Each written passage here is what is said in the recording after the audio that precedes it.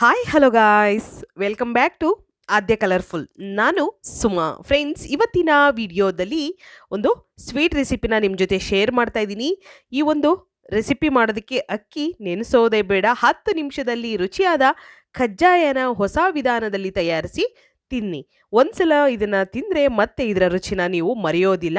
ಅಷ್ಟು ಟೇಸ್ಟಿಯಾಗಿರುವಂಥ ಒಂದು ಇನ್ಸ್ಟೆಂಟ್ ಖಜ್ಜಾಯ ರೆಸಿಪಿನ ನಿಮ್ಮ ಜೊತೆ ಶೇರ್ ಮಾಡ್ತಾ ಇದ್ದೀನಿ.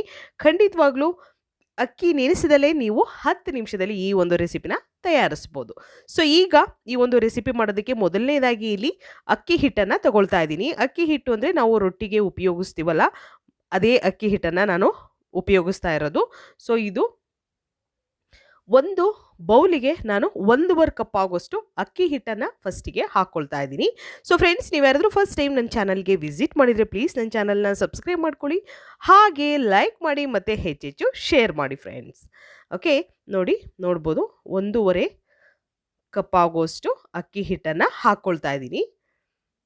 ತುಂಬಾ ಈಸಿಯಾಗಿ ನೀವು ಟೇಸ್ಟಿಯಾಗಿ ಈ ಒಂದು ಇನ್ಸ್ಟೆಂಟ್ ಆಗಿರೋಂತಹ ಖಜ್ಜಾಯನ ತಯಾರಿಸ್ಬೋದು. ಇದಕ್ಕೆ ಅರ್ಧ ಕಪ್ ಆಗುವಷ್ಟು ಹಾಲನ್ನು ಹಾಕ್ಕೊಳ್ತಾ ಇದ್ದೀನಿ. ನೋಡಿ, ಸ್ವಲ್ಪ ಸ್ವಲ್ಪ ಹಾಲನ್ನು ಹಾಕ್ಕೊಳ್ಳೋಣ. ನಾವು ಈ ರೀತಿಯಾಗಿ ಮಿಕ್ಸ್ ಮಾಡ್ತಾ ಬರಬೇಕು. ಕೈಯಿಂದ ನಾನು ಸ್ವಲ್ಪ ಸ್ವಲ್ಪ ಹಾಲನ್ನು ಹಾಕ್ಕೊಳ್ತಾ, ಟೋಟಲ್ಲು ಅರ್ಧ ಕಪ್ ಹಾಲು ಬೇಕಾಗುತ್ತೆ. ಒಂದೇ ಸಲ ಫುಲ್ ಹಾಲು ಹಾಕೋದು ಬೇಡ, ಹಾಗಾಗಿ ನಾವು ಸ್ವಲ್ಪ ಸ್ವಲ್ಪ ಹಾಲನ್ನು ಹಾಕ್ಕೊಳ್ತಾ ಇದನ್ನು ಚೆನ್ನಾಗಿ ಮಿಕ್ಸ್ ಮಾಡ್ಕೊಳ್ಳೋಣ. ತುಂಬಾ ಟೇಸ್ಟಿಯಾಗಿರುತ್ತೆ. ಈ ರೀತಿ ಹಾಲನ್ನು ಮಿಕ್ಸ್ ಮಾಡಿ ನೀವು ಖಜ್ಜಾಯನ ತಯಾರಿಸಿದರೆ ಖಂಡಿತವಾಗ್ಲೂ ಇದ್ರ ಟೇಸ್ಟ್ ಅಂತೂ ನಿಮಗೆ ನಾವು ಅಕ್ಕಿ ನೆನೆಸಿ ಟ್ರೆಡಿಷನಲ್ ಆಗಿ ಹೇಗೆ ಮಾಡ್ತೀವೋ ಅದೇ ಟೇಸ್ಟನ್ನು ಕೊಡುತ್ತೆ ಅಂತ ಹೇಳ್ಬೋದು ಫ್ರೆಂಡ್ಸ್. ಓಕೆ, ನೋಡಿ ಈ ರೀತಿಯಾಗಿ ನಾನು ಮಿಕ್ಸ್ ಮಾಡ್ಕೊಳ್ತಾ ಇದ್ದೀನಿ. ಸ್ವಲ್ಪನೂ ಗಂಟಿಲ್ಲದ ಹಾಗೆ ನೀಟಾಗಿ ಕೈಯಿಂದನೇ ಈ ರೀತಿ ನಾವು ಅದನ್ನು ಗಂಟುಗಳಿದ್ರೆ ಮ್ಯಾಶ್ ಮಾಡ್ಕೋಬೇಕು.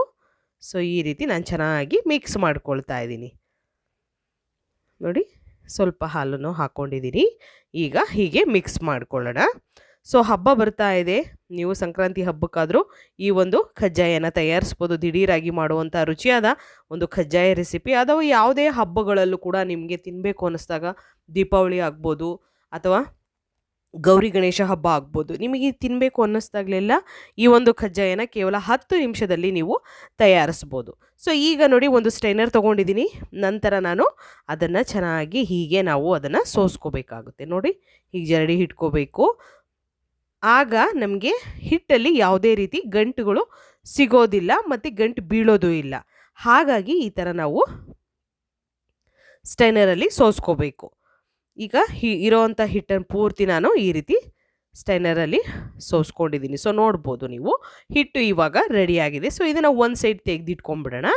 ನಂತರ ಈಗ ಇನ್ನೊಂದು ಪ್ಯಾನ್ ತಗೊಳ್ತಾ ಇದ್ದೀನಿ. ಸೊ ಈ ಪ್ಯಾನಿಗೆ ನಾವು ಸುಮಾರು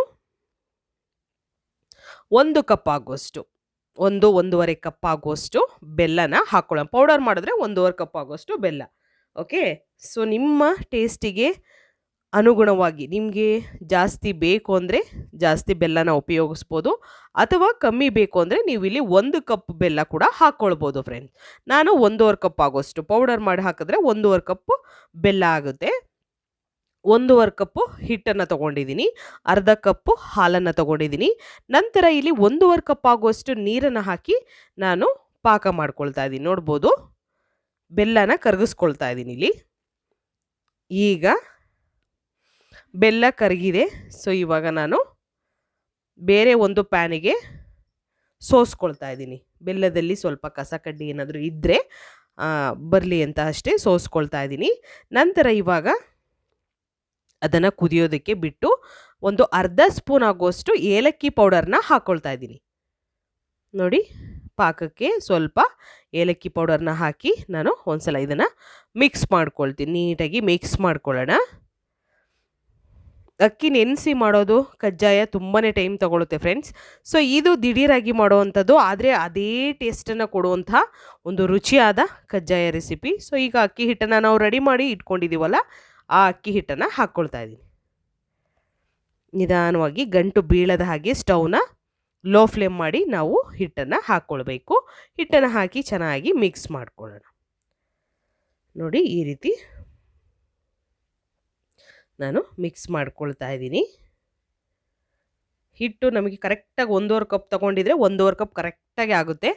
ಸೊ ನಿಮಗೆ ಅಳತೆ ಪ್ರಕಾರ ಯಾವುದೇ ಒಂದು ಅಳತೆ ಬೌಲ್ ಅಥವಾ ಕಪ್ಪುಗಳನ್ನು ತಗೊಳ್ಳಿ. ಅದೇ ಒಂದು ಅಳತೆಯಲ್ಲಿ ಮಾಡಿದ್ರೆ ಯಾವುದೇ ರೆಸಿಪಿ ಆಗಲಿ ತುಂಬಾ ಚೆನ್ನಾಗಿ ಬರುತ್ತೆ ಫ್ರೆಂಡ್ಸ್. ಓಕೆ, ನೋಡಿ ಗಂಟಿಲ್ಲದ ಹಾಗೆ ಚೆನ್ನಾಗಿ ಮಿಕ್ಸ್ ಮಾಡ್ಕೊಂಡಿದ್ದೀನಿ ನಾನು. ನೋಡ್ಬೋದು, ಇದಕ್ಕೆ 1 ಸ್ಪೂನ್ ಆಗುವಷ್ಟು ತುಪ್ಪ ಹಾಕ್ಕೊಳ್ತಾ ಇದ್ದೀನಿ.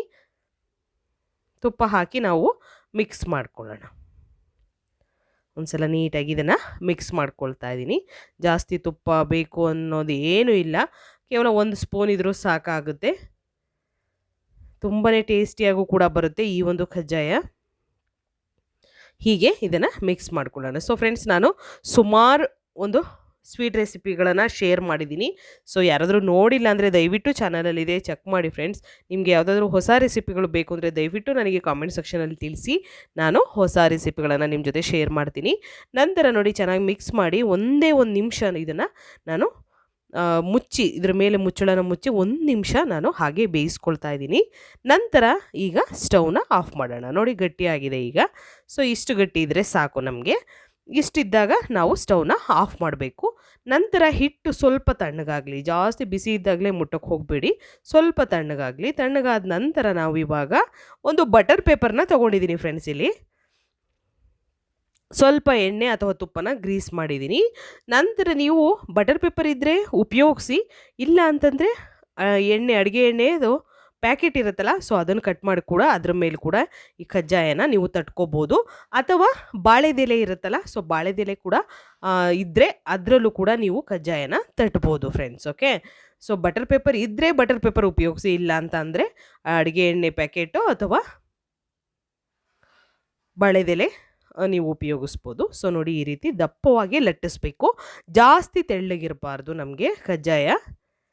ಯಾವಾಗಲೂ ಕೂಡ ಕಜ್ಜಾಯ ದಪ್ಪನೇ ಇರುತ್ತೆ, ಅಂದರೆ ಜಾಸ್ತಿ ದಪ್ಪನೂ ಅಲ್ಲ, ಜಾಸ್ತಿ ತೆಳ್ಳಗೂ ಅಲ್ಲ. ಈ ರೀತಿ ತಟ್ಟಿ ನಾನು ಒಂದು ಕಡೆ ಇಟ್ಕೊಳ್ತಾ ಇದ್ದೀನಿ. ಸೊ ಇನ್ನೊಂದು ಥರ ಅಂದರೆ ಇಲ್ಲಿ ಬಿಳಿ ಎಳ್ಳನ್ನು ತೊಗೊಂಡಿದ್ದೀನಿ. ಬಿಳಿ ಎಳ್ಳನ್ನು ನಾವು ಸ್ವಲ್ಪ ಫ್ರೈ ಮಾಡಿಕೊಂಡು, ಅಂದರೆ ಹುರಿದು ನಂತರ ಈಗ ನಾನು ಇಲ್ಲಿ 1 ಹುಂಡೆನ ತಗೊಂಡು ಕಜ್ಜಾಯ ಮಾಡೋದಕ್ಕೆ ಅದರಲ್ಲಿ ಉರುಳಿಸಿ ನಂತರ ಕಜ್ಜಾಯನ ತಟ್ಕೊಳ್ತಾ ಇದ್ದೀನಿ. ಸೊ ನೋಡಿ, ಎಳ್ಳು ಬೇಕು ಅಂತ ಇಷ್ಟಪಡೋರು ಇರ್ತಾರಲ್ವ, ಸೊ ಅಂಥವರು ಈ ರೀತಿಯಾಗಿ ನೀವು ಒಂದು ಎಳ್ಳನ್ನು ಹಾಕಿ ಕಜ್ಜಾಯನ ತಟ್ಟಬಹುದು. ಈ ರೀತಿ ರೆಡಿ ಮಾಡಿ ಇಟ್ಕೊಂಡ್ರೆ, ಸೊ ಕಾಯೋದಕ್ಕೆ ಈಗ ಆಲ್ರೆಡಿ ನಾನು ಎಣ್ಣೆ ಇಟ್ಟಿದ್ದೀನಿ. ಸೊ ಮೀಡಿಯಮಾಗಿ ಎಣ್ಣೆ ಕಾದ ನಂತರ ಇವಾಗ ಕಜ್ಜಾಯನ ಎಣ್ಣೆಯಲ್ಲಿ ನಾವು ಬೇಯಿಸ್ಕೊಳ್ಳೋಣ. ನೋಡಿ, ಹೀಗೆ ತಟ್ಟಿ ನಾನು ಒಂದು ಪ್ಯಾನಲ್ಲಿ ಬೇಯಿಸ್ಕೊಳ್ತಾ ಇದ್ದೀನಿ. ಸ್ವಲ್ಪ ದೂರ ದೂರ ಹಾಕ್ಕೊಳ್ಳೋಣ, ತೀರಾ ಹತ್ತತ್ರ ಬೇಡ. ಎರಡೂ ಸೈಡ್ ಕೂಡ ನಮಗೆ ಕಲರ್ ಚೇಂಜ್ ಆಗಬೇಕು, ಆ ರೀತಿಯಾಗಿ ನಾವು ಇದನ್ನು ಫ್ರೈ ಮಾಡ್ಕೋಬೇಕು. ಸೊ ನೋಡಿ, ಕಲರ್ ಕೂಡ ತಾನಾಗಿಯೇ ಬರುತ್ತೆ. ಇದಕ್ಕೆ ಯಾವುದೇ ಫುಡ್ ಕಲರ್ ಆಗಲಿ ಬೇರೆ ಏನೂ ಕೂಡ ನೀವು ಉಪಯೋಗಿಸೋದು ಬೇಡ. ತುಂಬಾ ಈಸಿಯಾಗಿ ಟೇಸ್ಟಿಯಾಗಿರುವಂತಹ ಒಂದು ಇನ್ಸ್ಟೆಂಟ್ ಕಜ್ಜಾಯ ರೆಸಿಪಿ ಇದು. ಸೊ ಇವಾಗ ಆಲ್ಮೋಸ್ಟ್ ಆಗಿದೆ. ಸೊ ನಾನು ಒಂದೊಂದಾಗಿ ಕಜ್ಜಾಯನ ಒಂದು ಪೇಪರ್ ಮೇಲೆ, ಟಿಶ್ಯೂ ಪೇಪರ್ ಮೇಲೆ ನಾನು ತೆಗೆದಿಟ್ಕೊಳ್ತಾ ಇದ್ದೀನಿ. ಅಕ್ಕಿ ನೆನೆಸೋದೇ ಬೇಡ, 10 ನಿಮಿಷದಲ್ಲಿ ರುಚಿಯಾದ ಒಂದು ಕಜ್ಜಾಯನ ಹೊಸ ವಿಧಾನದಲ್ಲಿ ತಯಾರಿಸಿ ತಿಂದರೆ ಮತ್ತೆ ಇದರ ರುಚಿನ ನೀವು ಮರೆಯೋದೇ ಇಲ್ಲ. ಈಗ ನೋಡಿ, ಬಿಳಿ ಎಳ್ಳು ಹಾಕಿರೋಂತಹ ಒಂದು ಕಜ್ಜಾಯ ತಟ್ಟಿದ್ನಲ್ಲ, ಸೊ ಅವನ್ನು ಕೂಡ ಈಗ ಹಾಕ್ಕೊಳ್ತೀನಿ ಒಂದ್ಸಲ. ನೋಡಿ, ಹೀಗೆ ಹಾಕಿದ ನಂತರ ಅದನ್ನು ಕೂಡ ಎರಡೂ ಸೈಡ್ ನಾವು ಗೋಲ್ಡನ್ ಕಲರ್ ಬರೋ ಹಾಗೆ ಬೇಯಿಸಿ ನಂತರ ಅದನ್ನು ತೆಗೆದಿಟ್ಕೋಬೇಕು.